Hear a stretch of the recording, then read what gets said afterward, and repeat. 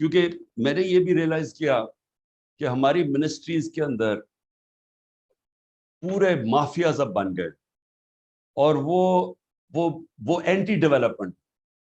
میں نے کوشش کی، مثلا میں آپ کو مثال دیتا ہوں کنسٹرکشن کی انڈسٹری کی. ہم جب کووڈ کے اندر پھنس گئے اور بالکل ہی اکانومی ٹھپ ہو گئی، تو میں نے پھر وہ خاص اس کے IMF کے ہیڈ سے بات کی، اور ہم نے کنسٹرکشن انڈسٹری کو ہم نے پھر انسینٹیوائز کیا، کیونکہ وہ روزگار دیتی ہے زیادہ.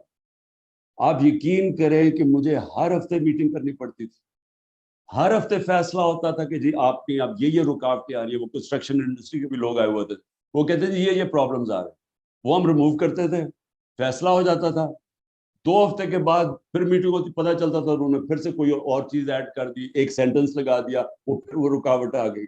تو وہ اتنا بڑا پرابلم تھا. تو مجھے 6 مہینے لگے ہر ہفتے میٹنگ کرتے کرتے ایونچولی وہ کنسٹرکشن کو سیکٹر کو انسینٹیوائز کرنے کے لیے، اور اس کے بعد وہ بوم کر گیا.